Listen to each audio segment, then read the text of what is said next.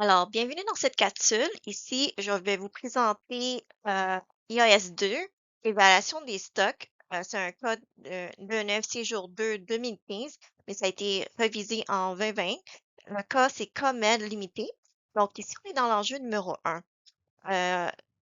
C'est de savoir à comment qu'on analyse la valeur comptable subséquente alors que l'entreprise a appliqué la méthode PEPS lors d'une baisse des coûts de production.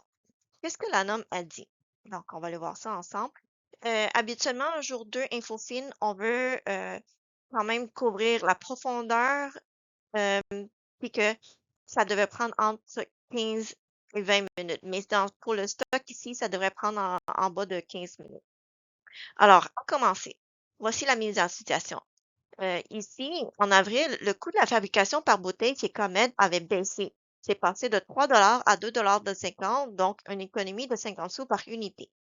Par contre, Comed continue quand même à mesurer sa valeur comptable selon l'ancien coût de transformation, qui était à 3 Alors, ici, je fais une pause, je vous demande, c'est quoi le problème? Que l'entreprise continue à utiliser la méthode PEP. Pourtant, l'IAS 2 dit que c'est une méthode comptable acceptée, la méthode d'évaluation pour déterminer le coût. OK? Alors, qu'est-ce qu'on a observé ici? L'anomalie qui est observée.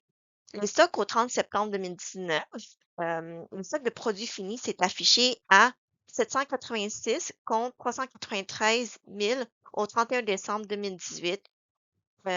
Pourquoi ici? Dans l'énoncé, vous allez voir que euh, l'entreprise avait anticipé la demande, donc ils ont fabriqué plus et ils s'attendent que les stocks se renouvellent aux 4 mois.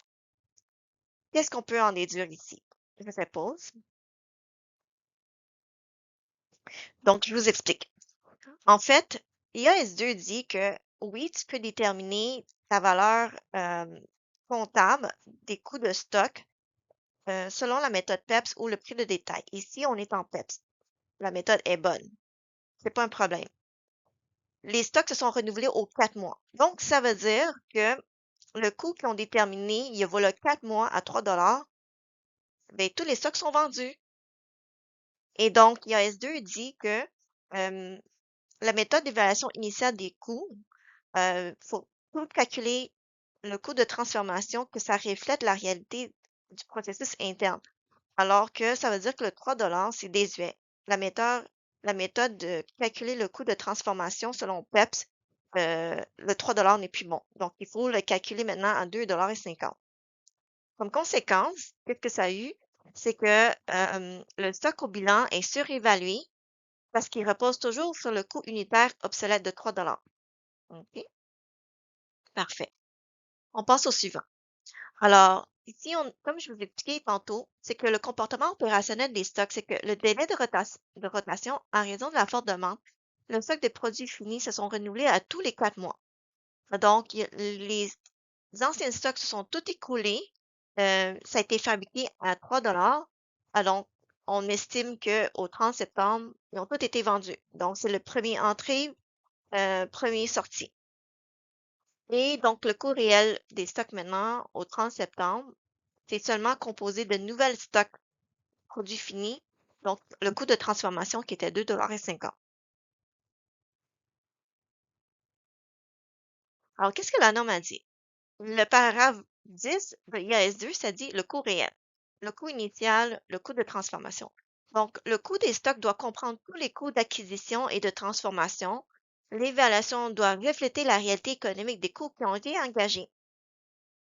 Ensuite de ça, la paragraphe 25 qui dit la méthode d'évaluation pour déterminer le coût selon la méthode PEP, c'est que la méthode du premier entrée, premier sortie exige que les stocks finaux représentent le coût d'achat ou de coût de fabrication les plus récents, OK? Qui est maintenant de 2,50 par unité. Ensuite, quand tous les stocks ont été vendus, le paragraphe 34 dit que les charges, ça doit passer en charge. Donc, du moment qu'on vend les stocks, ça va être passé, on va venir débiter les charges de coûts marchandises vendues au débit et on va venir créditer les stocks, l'actif diminue au crédit Passons maintenant à l'application. Comment vous pouvez solutionner un cas d'enjeu mesure des stocks en moins de 10 minutes dans un jour 2 puis d'essayer d'atteindre le niveau C pour la profondeur. Donc, quand on lit un cas, on essaie tout le temps de prendre un petit recul, d'organiser, de reformuler, de se poser la question, c'est quoi le contexte, c'est quoi l'enjeu pour être capable de démontrer au correcteur que l'analyse, vous la comprenez, vous maîtrisez l'enjeu. Donc, voici le problème que j'ai résumé dans mes mots, qui est mettre à continuer à évaluer le coût, la valeur comptable de ces stocks de produits finis à 3 par bouteille, alors que le coût de la production avait baissé de 50 sous par bouteille. En vue de la forte demande des consommateurs, Comed s'attend à ce que les stocks se renouvellent aux 4 mois et le stock de produits finis au 30 septembre 2019 était 786 000 versus 393 000 au 31 décembre 2018. Donc, avec un délai de rotation de 4 mois, on estime que tous les stocks de produits finis avant avril au coût de 3 auraient été vendus avant le 30 septembre, vu que c'est le premier entrée, premier sorti. Ça, vous n'avez pas besoin de l'écrire, mais sauf que c'est pour vous, dans votre tête, que ça soit plus clair.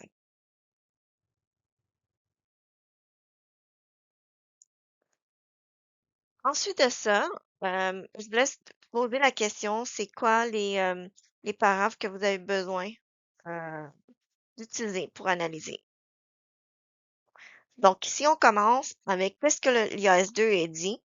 Le paragraphe 10, ça dit le coût des stocks doit être comptabilisé. Le coût initial des stocks, ça comprend tous les coûts d'acquisition, de transformation et autres coûts engagés pour amener les stocks à l'endroit et dans l'état où ils se trouvent. Ce que ça veut dire, c'est que tous les coûts réels des unités en stock. C'est le coût réel des unités en stock. Comment on applique ça? Le coût réel des stocks est maintenant à 2,50 par bouteille. Ça doit être mis à jour car continue d'utiliser la méthode PEPS, calculé de 3 ne reflète plus le coût de transformation après avril. Paragraphe 25, c'est l'évaluation. Ici, le paragraphe 25, ça parle de la méthode de détermination des coûts. Qu'est-ce que le paragraphe 25, ça dit? Le coût des stocks, autre que le traité au paragraphe 23, doit être déterminé en utilisant la méthode PEPS ou le coût moyen pondéré. Une entité utilise la méthode de détermination des coûts pour tous les stocks ayant la nature, l'usage similaire pour l'entité. Pour les stocks ayant une nature ou un usage différent, l'application de d'autres méthodes de détermination du coût, ça peut être justifié. Donc, ici, le paragraphe, ça dit, méthode de détermination des coûts doit rester cohérente. Ici, PEPS, donc c'est correct, on n'a pas changé. Le coût doit refléter le coût réel des unités en stock. Donc, ça veut dire que le coût de 3 ne reflète plus le coût réel des stocks. Il faut donc le mettre à jour, le diminuer à 2,50 $. Comme application, qu'est-ce que je fais? C'est que la mesure subséquente du coût des stocks, la méthode PEP exige que le stock final reflète le coût des unités le plus récent, comme le coût de production avait diminué à 2,50 $ en avril et que le délai de rotation est de 4 mois. Le stock au 30 septembre devrait donc évaluer à 2,50 $ plutôt qu'à 3, vu qu'on a dit que c'est probablement tout été vendu à cause de la méthode PEP. Et on finit avec la computation subséquente de comptabiliser les coûts en charge une fois que les stocks ont été vendus. Donc, c'est le paragraphe 34. Qu'est-ce que le paragraphe 34, ça dit? Lorsque les stocks sont vendus, la valeur comptable de ces stocks doit être comptabilisée en charge de la période au cours de laquelle les produits correspondants ont été comptabilisés. Donc, ça veut dire, quand les stocks sont vendus, la valeur comptable devient des coûts de marchandises vendues. On va venir débiter la charge des coûts de marchandises vendues et on va venir créditer l'actif, les stocks de produits finis. Toute dépréciation ou ajustement des stocks doit être comptabilisé en charge. Toute reprise d'une dépression des stocks ne peut pas dépasser la perte comptabilisée. Donc, comment on applique ça? On dit que l'ajustement, il faut augmenter le coût des marchandises vendues de 3 de 393 000 et de venir déduire le stock de produits finis du même montant.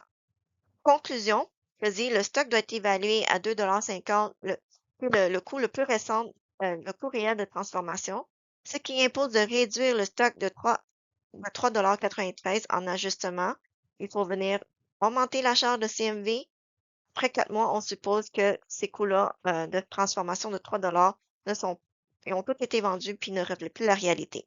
Donc, l'écriture d'ajustement de comptable, 393 $ ici, et au stock 393 Donc ça, c'est l'écart de 50 sous qui fait le 796 000 fois le 50 sous et ça donne ton écart.